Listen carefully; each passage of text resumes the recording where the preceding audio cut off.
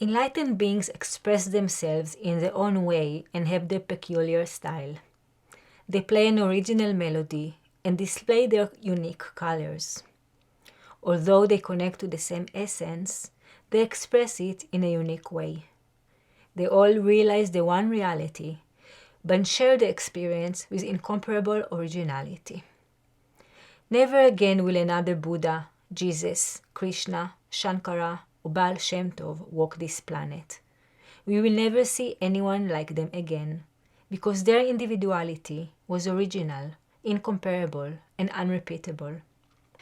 Jai Prabhuji, we are today concluding our course about the book Experimenting with the Truth that was divided to sub-courses, 9 sub-courses, in which we address different topics.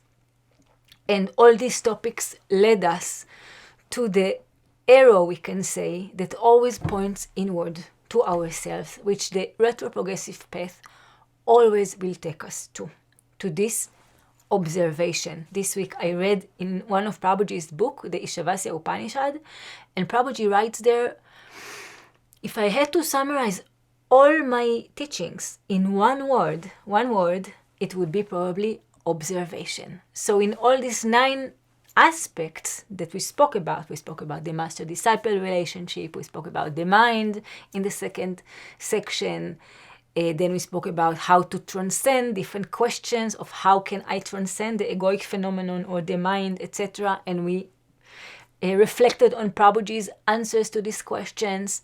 In the 4th section, we dealt with freedom. In the 5th, we dealt with sexuality. 6th chapter dealt with religions, the institutionalized religion and the authentic religion. We saw this important comparison that Prabhuji makes in his message. We then spoke about devotion, we can say the heart of the religions, and reflected on it according to the retroprogressive vision. We reflected on Prabhuji's words. We then, in the 8th section, spoke about shunyata, or emptiness in Buddhism, and how it is completely in line with the vision of the retroprogressive path, with the way that Prabhuji describes and sees the ultimate reality, the shunyata of Buddhism.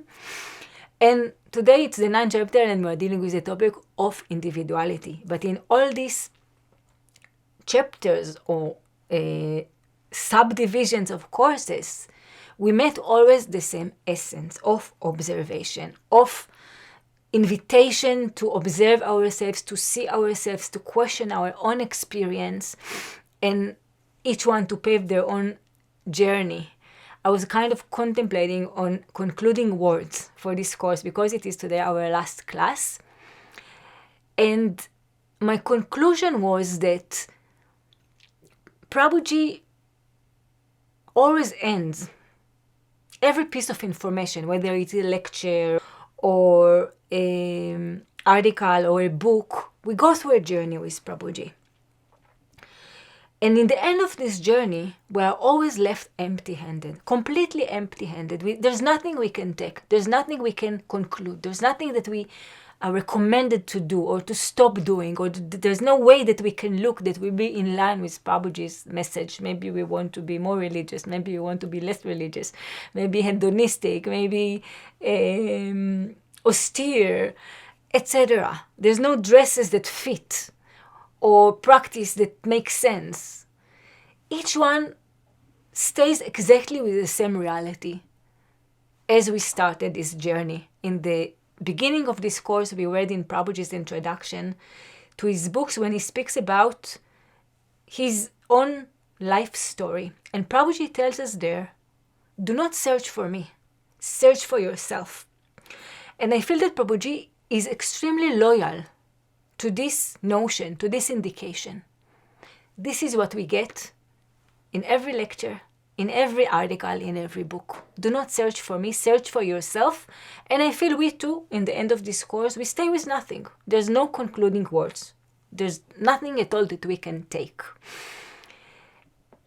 Every time Prabhuji exposes, every time I mean in every lecture or any piece of information that we receive from Prabhuji, Prabhuji will expose the beauty, the silence, the divinity, the transcendence He will give us a hand. We feel that Prabhuji is with us. He will walk us through some journey. We're going through some journey. And in the end, he will leave us empty-handed. This I feel we can recognize in all of the contents of the retroprogressive path. And of course, this book for sure is not excluded. So we are left with nothing. There are no real concluding words except for these ones. But I will share some gift in the end of this. After we will say some words regarding the text that we are reading today in this class, that I feel it's adequate for us to take with us before we conclude this journey. A few gifts from Prabhuji, of course, that all of them will not fail to leave us with nothing. They will expose beauty, give us a hand, walk us a journey, and leave us empty-handed without a doubt. In the word that we just read, Prabhuji speaks about the masters, that in this section we are dealing with individuality, what Prabhuji calls sometimes the virtues of the spirit, those beings who actually transcended from being persons, people, to being individualities. They transcended completely, not just tapped into the individuality, but transcended the identification with the egoic phenomenon to the extent that they were just channels of divinity, that they channel divinity to humanity. And Prabhuji gives this list. The names sometimes change, but this list is repeated in Prabhuji's teachings, oftentimes, of these virtues of the spirit. Moses and Buddha and Lao Tse, Shankaracharya, Mahavira, etc. That they are light for us. If we want to see how does it look, is it really possible? We have examples of individualities that transcended the egoic phenomenon and became individualities only. They are still persons. There is a name, there is a form, there is a particular language, they were in specific time, specific circumstances and culture, yet they channel the same one divinity. And Prabhuji here, he answers the question that was the question of this article is, how come realized beings retain their personality? And oftentimes masters do not answer questions, but they disassemble the question because the questions themselves are wrong. We're starting from a wrong assumption. And this is a good example. Prabhuji disassembles the question and he clarifies, masters do not retain their personality. You got it all wrong. Masters are different, unique, singular, but they are absolutely speaking the same one truth, the same one reality. They bring us closer to reality because they fulfilled the establishment of vision of reality as it is. When we come across them, we will see immense differences. Maybe we will be shocked. Maybe we will be ecstatic. Maybe we will be unhappy. Maybe we will cling to them and never want to leave them. Maybe we will run away and never want to hear about them again. Nevertheless, they will make some significant impact. We cannot just continue walking our path as if we saw just another person. Another conclusion that Prabhuji disassembles in his answer is the assumption that we personalities or egos, those who still identified very significantly with the egoic phenomenon, are different. Prabhuji says no.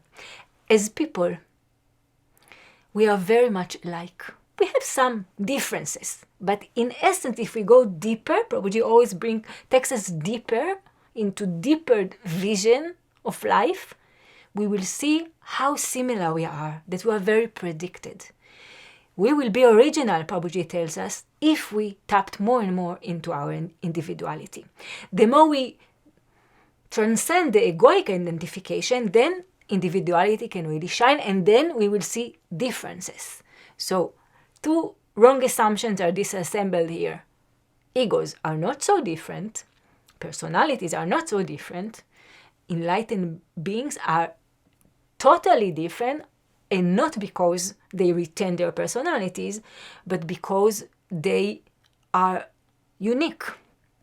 in the same way that every flower is different. It doesn't mean that God is different in every flower. It's the same divinity, the same life, but it shines differently.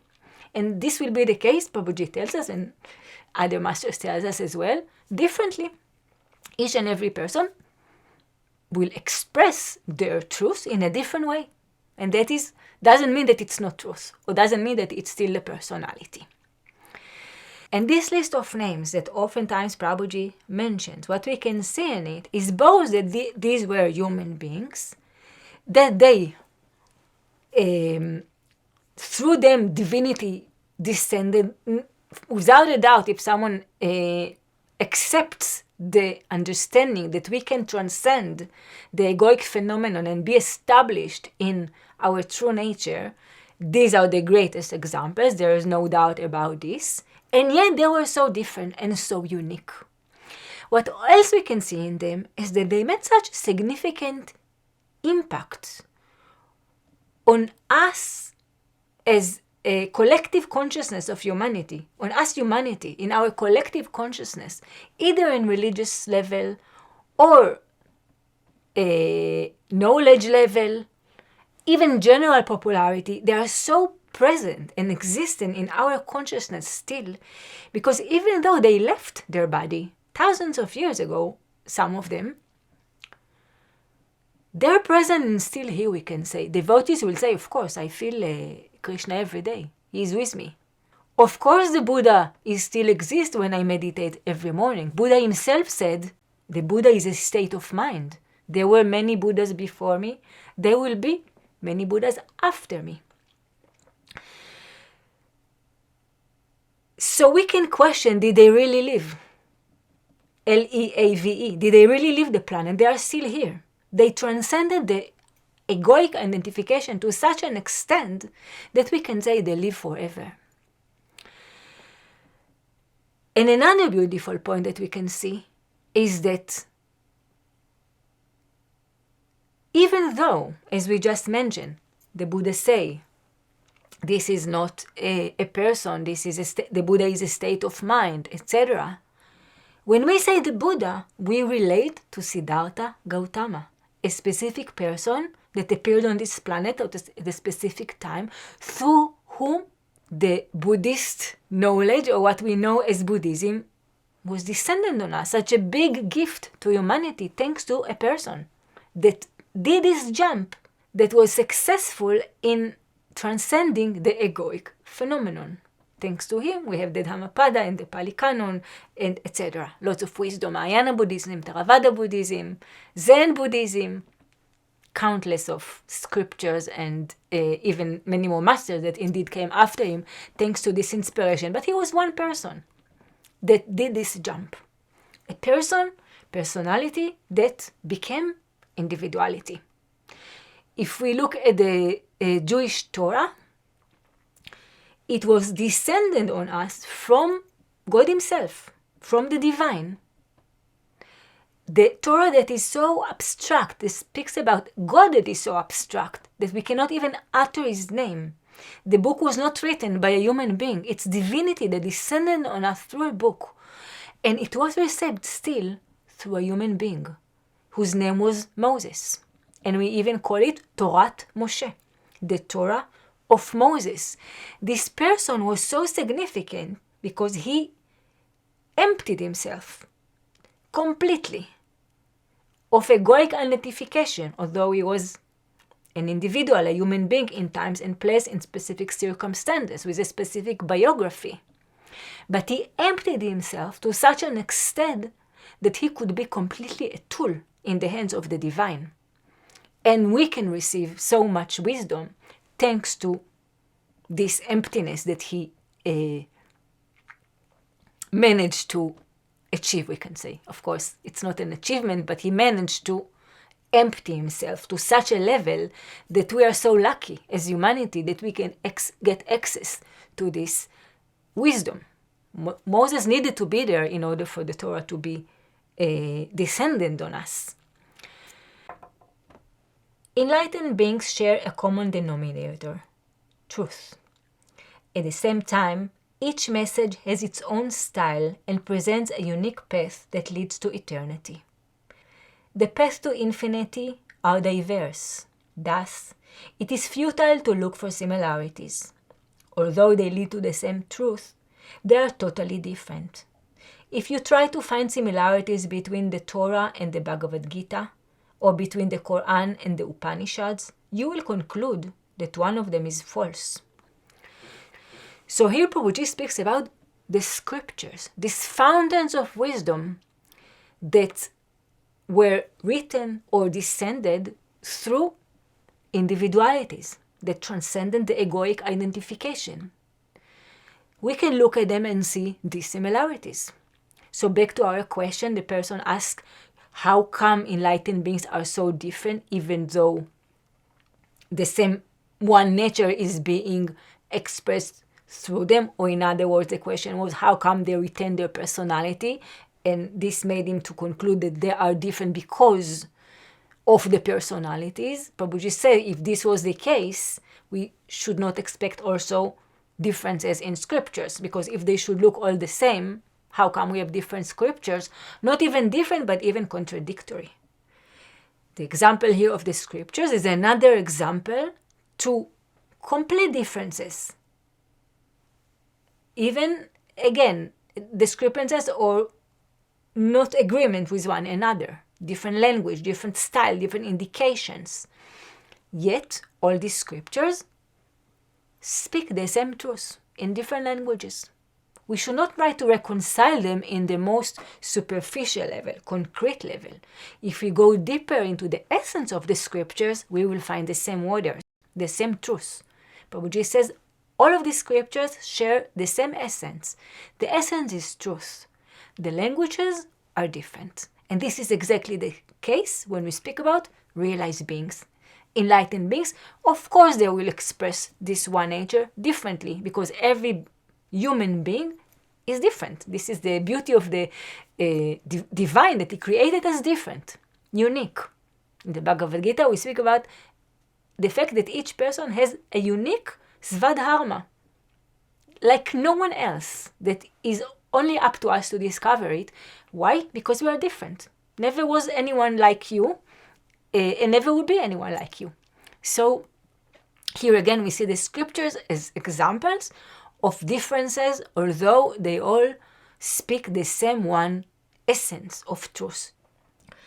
Just as many colors form a beautiful painting, many spiritual paths create a wonderful harmony, and it is in this harmony where they all meet. If we hear musical notes without the rest of the symphony, we will not enjoy the melody.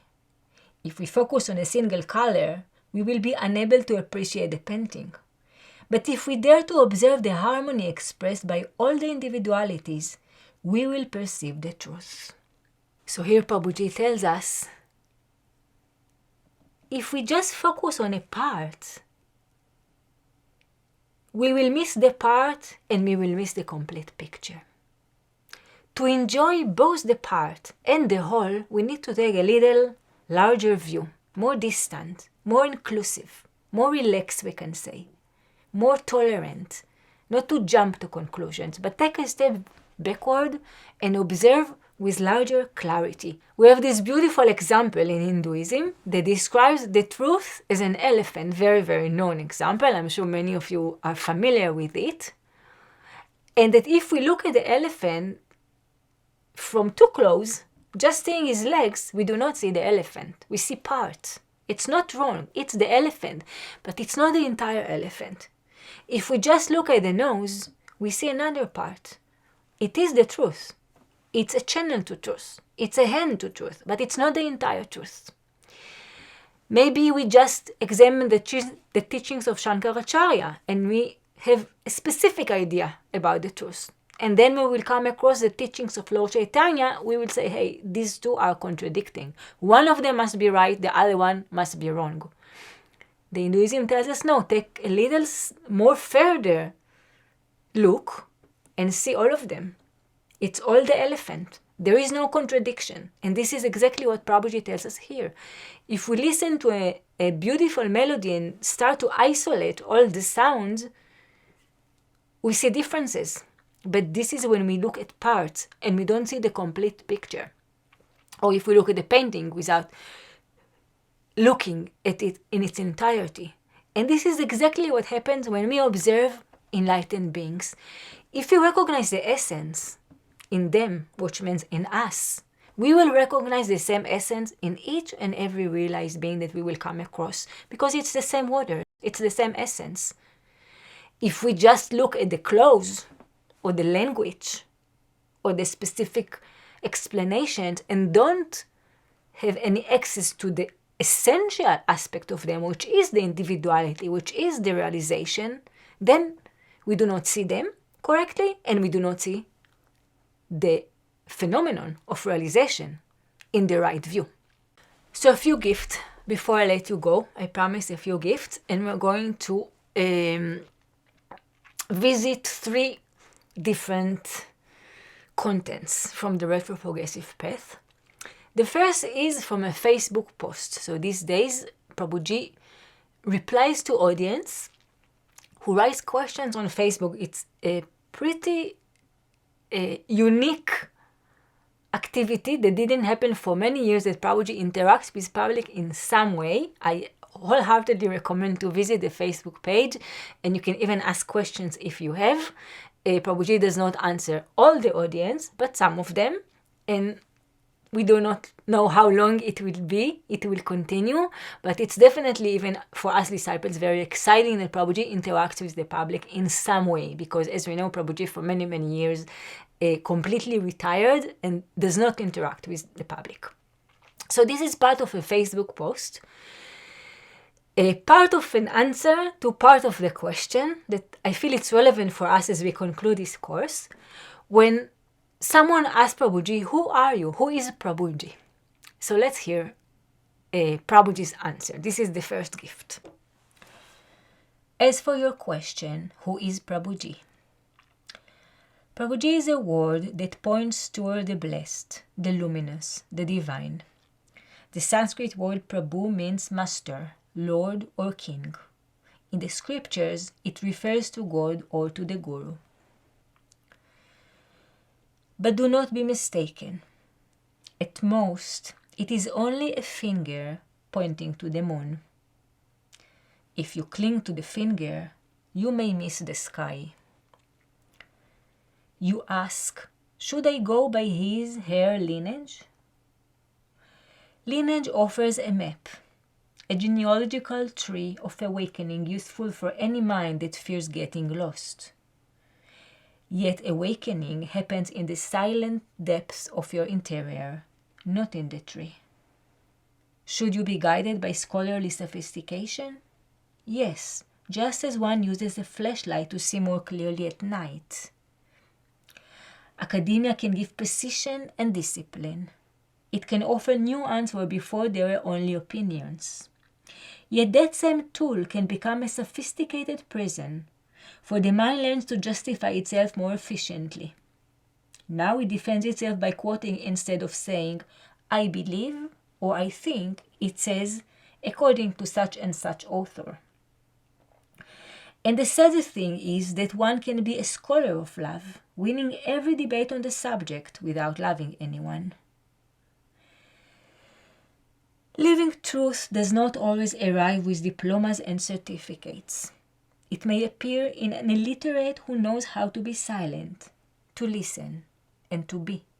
Intellectual development can be a bridge to the authentic and the real only if it humbly remembers that thought is merely a map, not the territory. Should you be guided by ultimate insights? Although attractive, this too is another trap. For the mind can accumulate ultimate insights like a collector and never breathe deeply. I recommend never accepting anything external as final authority. You may use it as inspiration, as a mirror, but return to your own experience. So, should you ask for pramana, proof? Within the Hindu tradition, pramana is a valid means of knowledge. Yet inwardly, proof is not a sealed document. It is a change of being, Your proof is not the argument. It is that you become more conscious, more capable of loving without fear, more present in your body without guilt, less imprisoned in your character. The second gift is a lecture that Prabhuji gave about a dialogue from the Mahayana Buddhism between Subhuti, Buddha's disciple, and the Buddha. Subhuti asked a very beautiful question, very wise question. What will be the chances of the individuals that will not have the opportunity to associate with you physically to get true confidence of your teachings? Perhaps what Subhuti thought and wanted to ask, if we go deeper into this question, I live next to you. I can sense this presence constantly, the presence of the enlightened being. I can ask you questions whenever my mind comes with another question and another question and another resistance and another complication. You help me to dissolve it. And even I have a path, perhaps. Perhaps Subhuti also had some a path to transcend the egoic phenomenon, and the Buddha's association was indispensable, essential. What will be left for those who do not have this grace to have a physical association with you? And the Buddha beautifully reassures Subhuti and all of us that the teachings remain available, and so the opportunity for each and every disciple to connect with them remains. Prabhuji in this lecture beautifully explains to us. I, of course, recommending to hear the entire lecture. Here we are going to bring just a part, where Prabhuji explains that in this master-disciple relationship, that when we say master-disciple relationship, we can relate to it in the concrete sense of a disciple that is associating physically with a master. But we can also easily conclude that whenever we want to learn from a master, we open a scripture, we are desiring to transcend the egoic phenomenon, in this very second we are disciples. If our approach is to study and get access to the wisdom that will lead us to the transcendence of the identification with the egoic phenomenon. So in this way, it's in our hands to form the master-disciple relationship. And this is exactly what Prabhuji explains so beautiful and reveals in this lecture. That in this relationship of master and disciple, just as the Buddha replied to Subhuti, the master is always there, from the first day to eternity. The master is a presence. This presence is an open door that is constantly open. So there is no need for us to be concerned that the master will leave. What we do want to focus, and this is the other 50% that are as essential, is our part. What Prabhuji explained so beautiful there is that the role of us disciples, and when we say disciples, we mean whoever wants to drink from this water, whoever wants to go deeper into the truth, whoever wants to observe the egoic phenomenon and get further from it, to create distance, to see his bonds, his patterns that keeps him enslaved, can exercise it in every second by his own attitude. In other words, if we choose to be disciples, this open door is there for us and we can just walk through it. If the teachings are available,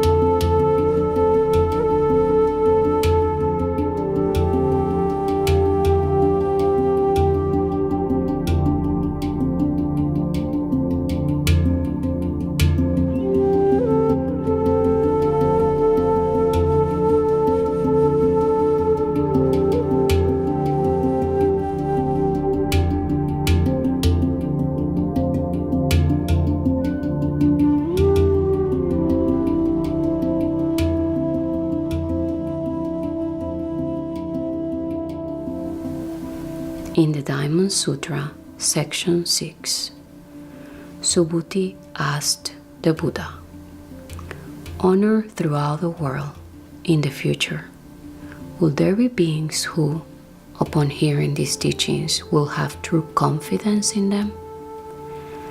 The Buddha replied, "Subhuti, do not speak like that. 2,500 years after the passing away of the Tathagata, there will be beings who, having practiced the rules of morality and, therefore, being possessed of merit, will hear these statements and understand their truth. You should know that such beings have planted the root of merit not only under 1, 2, 3, 4, or 5 Buddhas, but under innumerable Buddhas. When such beings, upon hearing these statements, awaken even for a moment of pure and clear confidence, the Tathagata will see them and recognize their immeasurable amount of merit."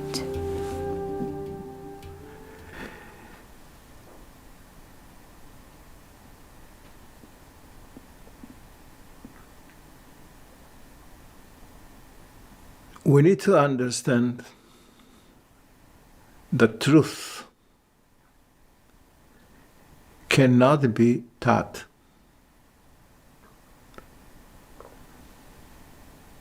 But truth can be learned.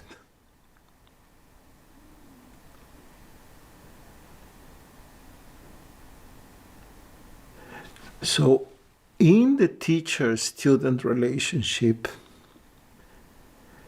the activity, the work, fall on the side of the teacher, because he needs to teach. But in the master-disciple relationship, that is not a relation of the mind, but everything happens in the heart. It's a deep connection from heart to heart. It's not a relation, it's a communion from soul to soul.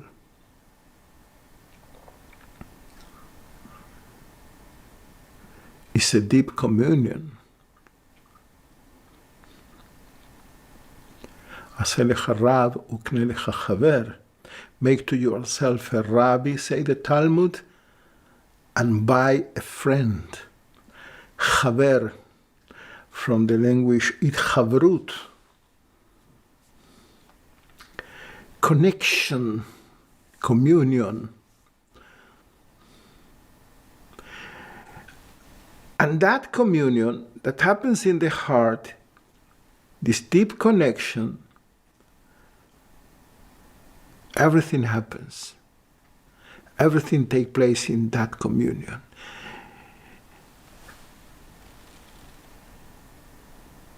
Then is the opposite from the relation teacher-student. All the activity is of the disciple, not of the master. For the simple reason that if the truth cannot be taught, because cannot be conceptualized, cannot be defined, cannot be verbalized, cannot be put, you cannot put it in words.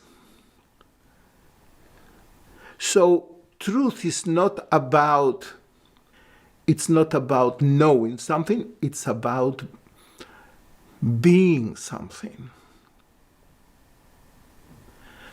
So in order to transmit the truth, what the master can do except being. Being what he is. The only thing he can be, the being. And in that presence, the truth is transmitted. And now all the activity, all the effort is from the side of the disciple. He needs to drink it. He should eat it. He should impregnate himself of this presence. To become one with this presence. To be accessible, to be open, to put down his defenses, to disappear into that presence. And this is in the heart. In the mind, time passes, and you as a student will remember your teachers. To many of us happens that we have certain nostalgia for our first teachers from the first grade, second grade. We remember, or the teacher remember his students. They are in his memory because with the knowledge, the teacher, the school, everything is in the memory. But with the master and the disciple, there is how you can remember somebody who is nobody? How you can have nostalgia for somebody who is only a shadow of existence? If there is something to remember, that disappeared a long time before your guru was a master. And that, what remains, what the master is, that presence that is no more than absence, stay deep in your heart and is accessible whenever you want it, live in you. Because those we love, they live forever in our heart. 2,500 years. And if the Buddha is in your heart, not his words or his teachings, or the Buddha and this presence of the Tathagata, you have direct access to the Buddha himself.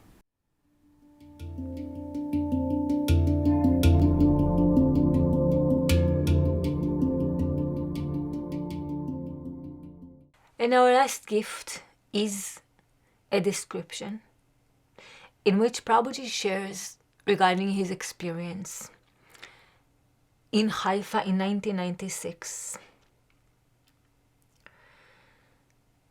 After 30 years of searching for truth in many different paths that we hear about, many of them in this book, in different practices, in different countries, with different teachers. In 1996, Prabhuji sat down to meditate. It was a regular practice that he used to practice. And he realized enlightenment. He became established in this state that he had a glimpse of it when he was a child at 8 years old. And this was permanent. Since 1996, this experience is only more established and growing eternally. In Hinduism, the state of enlightenment is explained as thousands lotus leaves because it's ever growing. It's just the beginning, Prabhuji explains. It's not an end of a process, it's a beginning of a process. And in this description, Prabhuji, as we described earlier, definitely exposes a lot of beauty. He invites us to the silence, to the quiet, to the sanity, to the simple. He gives us a hand, a very warm hand. We can even say a loving embrace. He takes us as close as we can get. He walks us through a beautiful journey, his own journey. Prabhuji is so generous that he shares what he went through, as close as the words can get. And of course, he leaves us empty-handed, with a lot of inspiration, maybe a little more clarity, maybe a little more understanding about what do we talk about when we say enlightenment, but with our own life and struggles and thoughts and goals, and a path that we will continue to walk in, to develop, to mold. And maybe with this inspiration, our path will be richer in some sense or deeper in some sense. And with this, of course, we will conclude this course. I thank you for joining me in this journey, which is, of course, is also a journey for me. And wishing you the best of luck in whatever you will choose. Jai Prabhuji. I remember that grey afternoon in Haifa in 1996. The sky was overcast. The sunset was effortlessly making its way across the sky. I sat down, as I did every day, to meditate, without intention, without expectation, without any goal. There was no purpose behind the gesture, no hidden desire to achieve anything. I was just there, sitting, without needing to understand why. The silence was no different from other days, but this time something changed without changing. It was not caused by practice or sought with effort. It was natural. Nothing extraordinary happened. The body remained still. The world around me remained the same. Yet everything seemed more open, cleaner, as if things were weightless, without history, without a name. It was not a revelation or a breakthrough. It was more like a fading of separation, the evaporation of all fractures or divisions. There was no longer a clear difference between the observer and the observed. No idea, image, or understanding arose. Just a formless sensation, a presence without origin, which seemed to have always been there. It did not come from anywhere. It was neither internal nor external. It simply was. From that moment on, everything remained the same, and at the same time, nothing was ever the same again. What had previously seemed separate, the sky, the body, thought, the world, was no longer so. It was not a new unity, nor a total vision. It was rather the absence of all division. Things, people, and everything were as they always had been, but without the distance that named them. I didn't find anything new. I didn't get or gain anything. I didn't achieve anything. I just accessed what had always been there, without having been hidden. There was no longer a path to the real, the true, the authentic, was not elsewhere. I learned to be without taking up space, to be without defining myself, to live in the moment without needing to capture it. The place no longer had a center. The self no longer had limits. Time did not disappear, but it no longer divided. Although the mind did not shut down, its weight was lightened. It was not an achievement. It was not a prize or a success. It was the moment when every attempt, every effort was exhausted. When there was nothing left to hope for, when even silence had dissolved, only that remained. Formless, wordless, undefined, without need for confirmation. Since then, everything happens there.